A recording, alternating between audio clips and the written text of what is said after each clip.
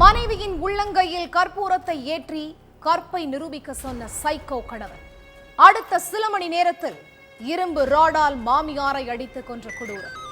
நொடி பொழுதில் நடந்த கொலையால் அரண்டு போன கிராமம். மனைவியின் உள்ளங்கையில் சூடம் ஏற்றி சத்தியம் செய்ய சொல்லும் அளவுக்கு தம்பதிக்குள் என்ன பிரச்சனை? மாமியாரை மருமகன் அடித்துக் கொன்றது ஏன்? பின்னணி என்ன?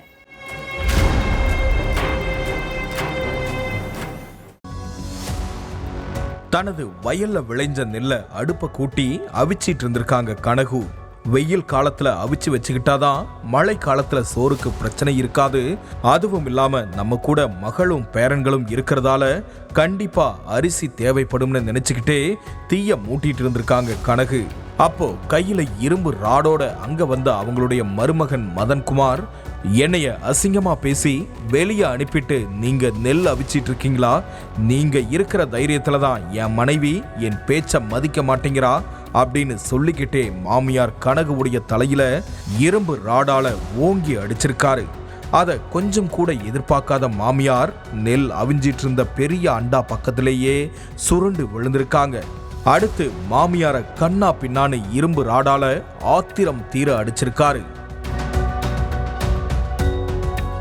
தன்னோட வீட்டுல இருந்து கொஞ்ச தூரம் தள்ளி கனகு நெல் அவிச்சிட்டு இருந்ததால ஊருக்குள்ள இருந்த யாருக்குமே மதன்குமார் மாமியார தாக்குன விஷயம் தெரியல.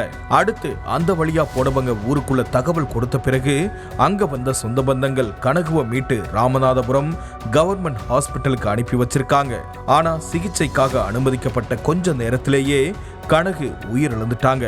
கத்தி கதறி கண்ணீர் சிந்தின கனகுவுடைய பொண்ணு சிவபாரதி தன்னுடைய கணவன் தான் என் அம்மாவை இரும்பு ராடால அடிச்சு கொன்னுட்டாரு, அவரை கைது பண்றதோட ஆயுள் தண்டனையும் கொடுக்கணும், ஆயுசுக்கும் சிறையை விட்டு வெளியவே வரக்கூடாதுன்னு புகார் கொடுத்திருக்காங்க.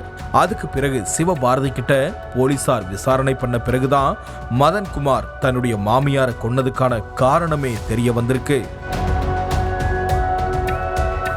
காவனூர் பகுதியை சேர்ந்த மதன்குமார் அரசு போக்குவரத்து கழக ஓட்டுநரா வேலை பார்த்துட்டு இருந்திருக்காரு. அதே பகுதியை சேர்ந்த சிவபாரதிய 4 வருஷத்துக்கு முன்னால காதலிச்சு கல்யாணம் பண்ணியிருக்காரு. இவங்களுக்கு 3 வயசுல ஒரு மகனும் 7 வயசுல ஒரு கை குழந்தையும் இருக்காங்க. வீட்டை விட்டு கடைக்கு போனா கூட யார பாக்குறது கடைக்கு போற, உன்னைய கடைக்கு வர சொன்னது யாருன்னு மதன்குமார் மனைவி கிட்ட அடிக்கடி சந்தேக சண்டை போட்டதா சொல்லப்படுது. ஏன் இப்படி வாய்க்கு வந்தபடி பேசுறீங்க? நமக்கு 2 குழந்தைகள் இருக்காங்க, இப்படியெல்லாம் பேசாதீங்கன்னு மனைவி சொல்லியும் கணவன் கேட்கிற மாதிரியே தெரியல. சொந்தக்காரங்க கிட்ட செல்போன்ல பேசினா கூட யார்கிட்ட பேசுற, நான் போன் பண்ணா எப்பவும் வெயிட்டிங்லே இருக்குதுன்னு சொல்லி ஆபாச வார்த்தைகள்ல திட்டியிருக்காரு. இப்படி சந்தேக சண்டை நடக்கிறப்பெல்லாம் சிவபாரதி கோச்சிக்கிட்டு தன்னுடைய அம்மா வீட்டுக்கு போயிருவாங்களாம். அப்பெல்லாம் மனைவி வீட்டுக்கு வந்து நான் பேசினது தப்புதான்னு மதன்குமார் மன்னிப்பு கேட்கிறதும் சொந்த பந்தங்கள் எல்லோரும் சேர்ந்து சமாதானம் பண்ணி சிவபாரதியை அனுப்பி வைக்கிறதுமா இருந்திருக்காங்க. ஆனா உச்சகட்டம் என்னன்னா, நீ கல்யாணத்துக்கு முன்னாடி வேற யார்கிட்டயாவது பேசியிருக்கியா, நெருங்கி பழகி இருக்கியா, கல்யாணத்துக்கு அப்புறம் எனக்கு மட்டும்தான் உண்மையா இருக்கியான்னு சத்தியம் பண்ணுன்னு மனைவியுடைய உள்ளங்கையில சூடத்தை ஏத்தி சத்தியம் பண்ண சொல்லியிருக்காரு மதன்குமார்.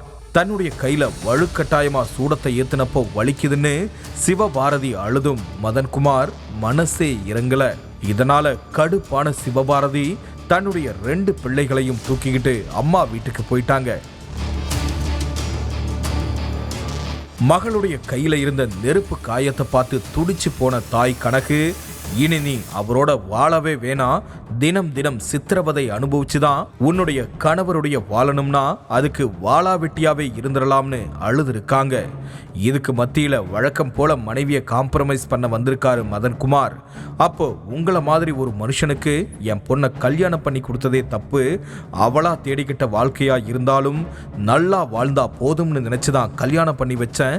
ஆனா மனசாட்சி இல்லாம கற்பூரத்தை கையில ஏத்தி நெருப்ப வச்ச மனித மிருகத்தோட இனி என்னுடைய பொண்ணு வாழ வரமாட்டான்னு சொல்லியிருக்காங்க கனகு. அதை கேட்டு கடுப்பான மதன்குமார் அங்க இருந்து கொஞ்ச தூரம் தள்ளி போய் பக்கத்துல கிடந்த ஒரு இரும்பு ராடை எடுத்துட்டு வந்திருக்காரு. நெல் அவிச்சிட்டு இருந்த மாமியார கண்டபடி இரும்பு ராடால கொடூரமா அடிச்சிருக்காரு.